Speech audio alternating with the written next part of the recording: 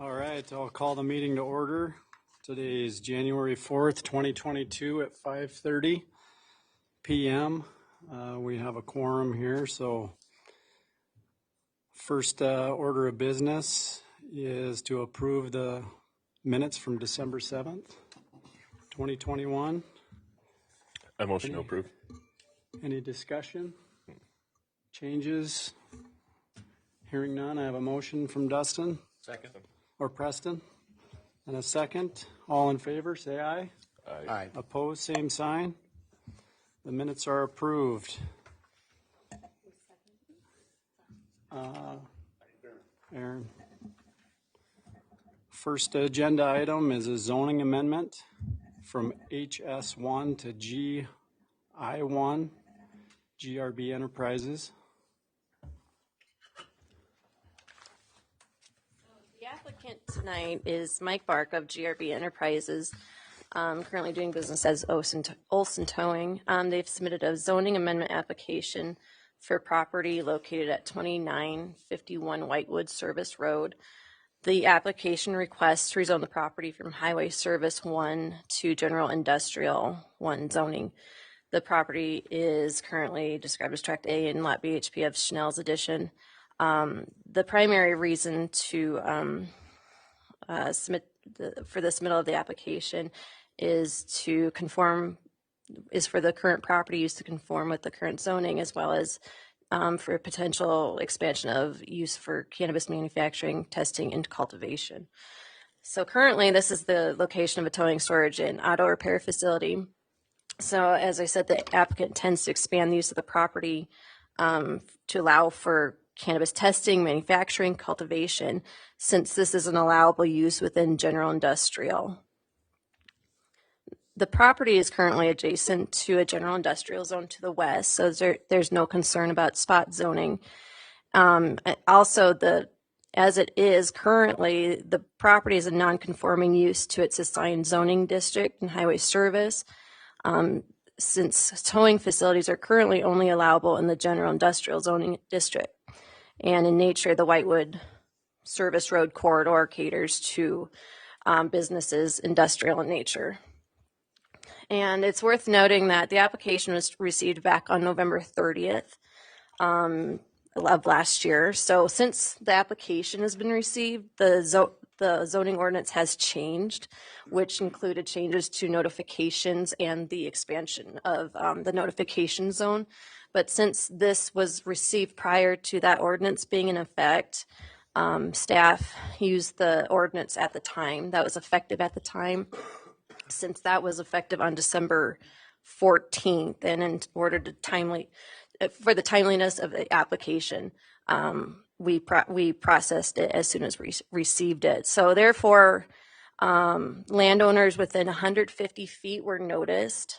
I believe that had changed to 200 feet. So essentially, when you're looking at the buffer zone here, it's not much of a difference. And with that, zoning amendments require 60% approval of those landowners contacted. So there were 4 letters sent out, and of those 4 letters sent out, 2 indicated approval, which pushed it over the 60% threshold. And the 60% threshold, it was calculated by cumulative land values.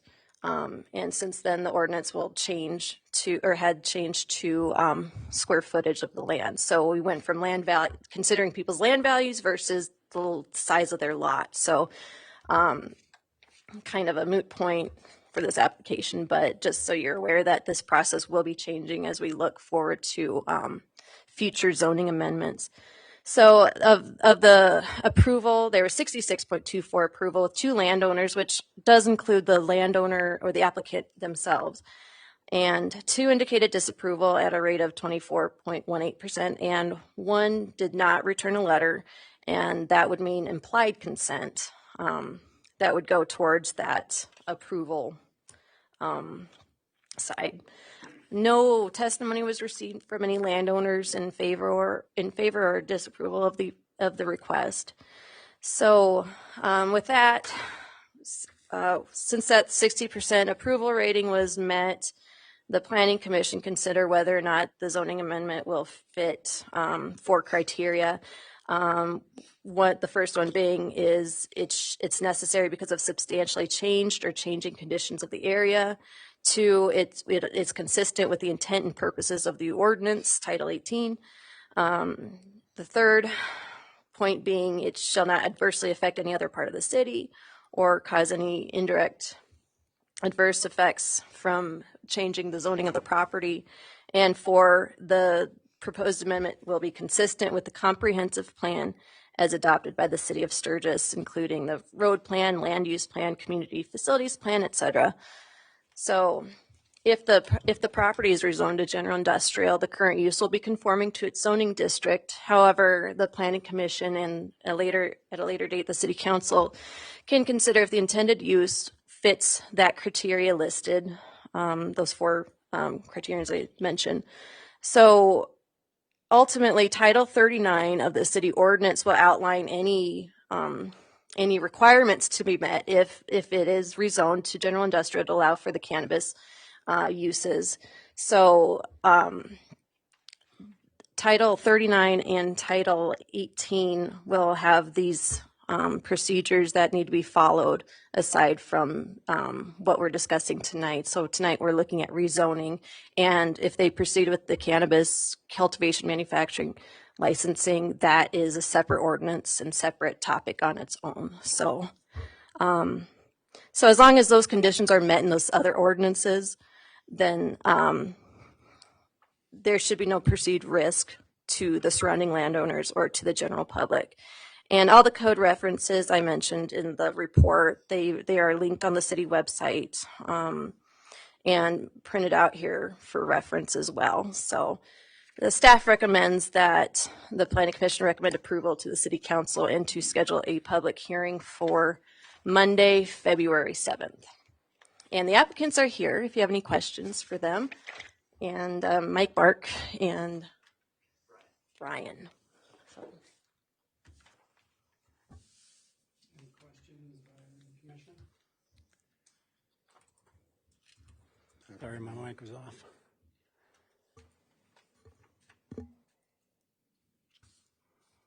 So is the intent to just do the cannabis, or are you going to continue with the towing operation?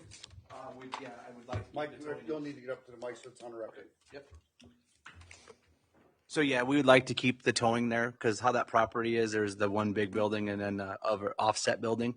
So we'd like to keep the little building for the towing, and then the big building we're going to turn into the cultivation. And how we have it set up, if we can move forward, is the whole main building for the cannabis will be fenced in all by itself and all that stuff, and the towing will be on its own.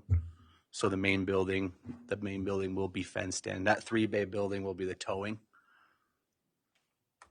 And then the main big building would like to turn into the cultivation and the manufacturing and testing.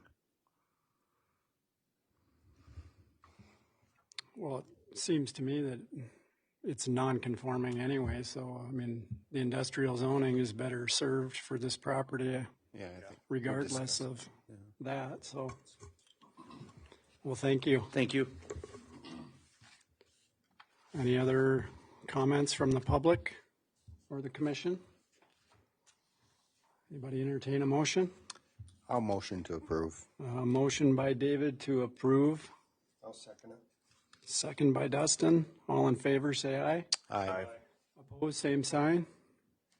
Motion carries to recommend to the council a change of zoning and set the public hearing date. Is that correct? Yes, Monday, February 7th is what we're looking at 6:30. So, and then their recommendation is to approve, and City Council make the ultimate decision then. So, all right, thank you. Next agenda item is a preliminary plat of Lot 20R and Lot 20R1 of Murray Tract Number 1.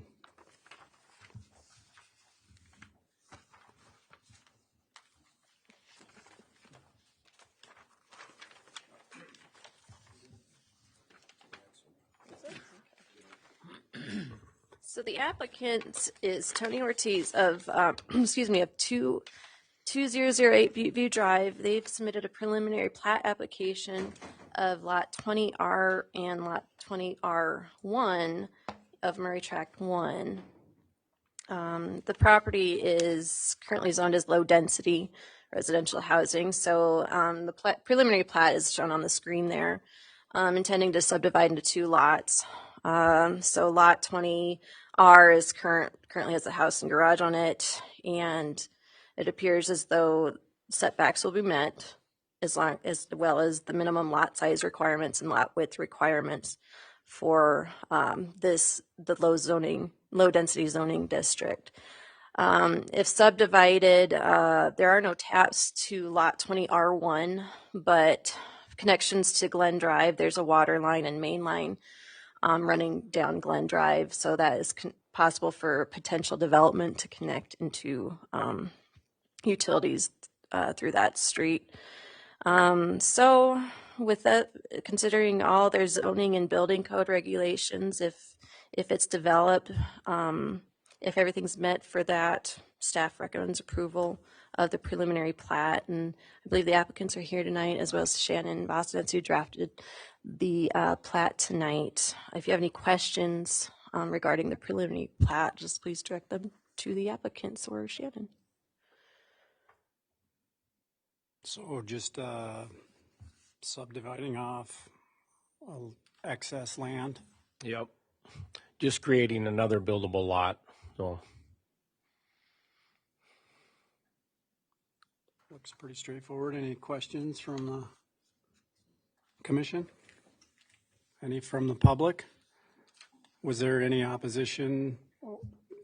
Did this require notification? No. No. Only if there was a variance to setbacks or size or anything like that, or intended use, but everything that they've said preliminarily, it meets the ordinance, so. And the covenants for that addition have expired quite a while Yeah. ago. Well, we've split plenty of lots in Murray Addition over the years. Hearing none, do I hear a motion?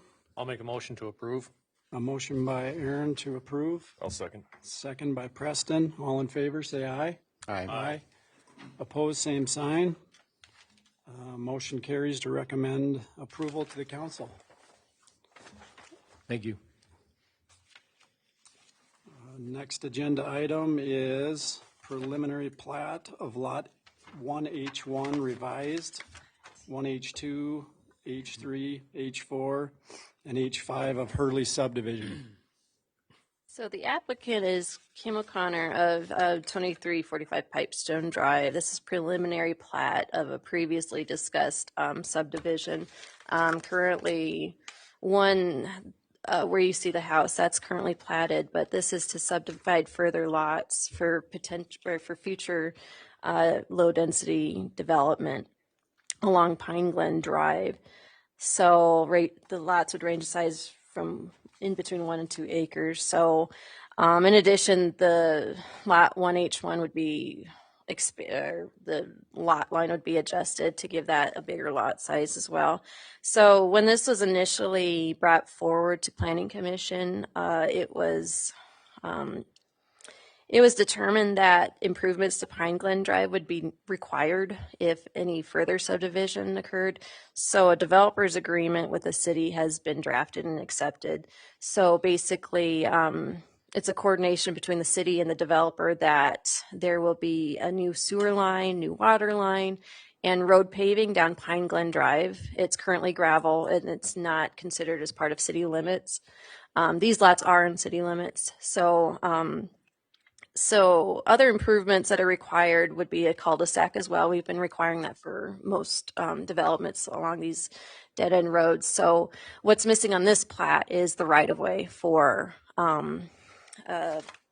the cul-de-sac, and it's shown on the screen there. That's what it's designed to look like.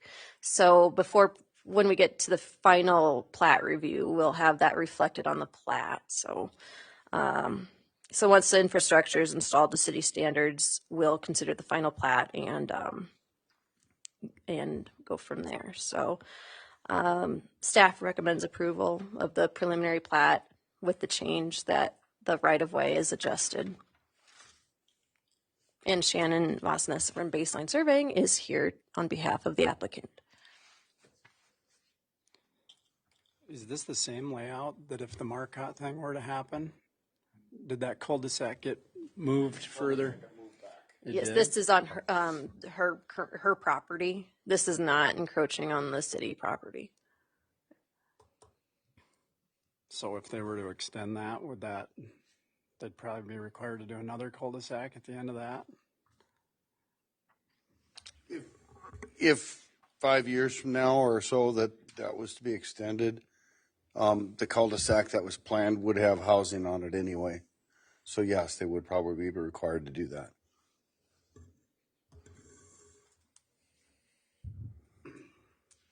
Any questions from the commission? Sounds like all the plan details are worked out according to be a nice addition to Sturgis.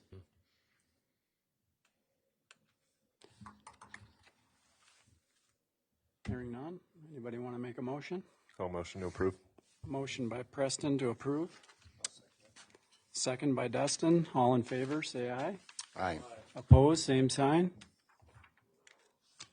Motion carries to recommend approval of the preliminary plat. And I think that was our last agenda item. Anything else we need to discuss tonight? This would be the time for public comment, but seeing Quiet. members of the public. All right, well, we'll adjourn. Do we have a motion to adjourn? I'll motion to adjourn. Motion by David and second by Aaron. Adjourned. Thank you.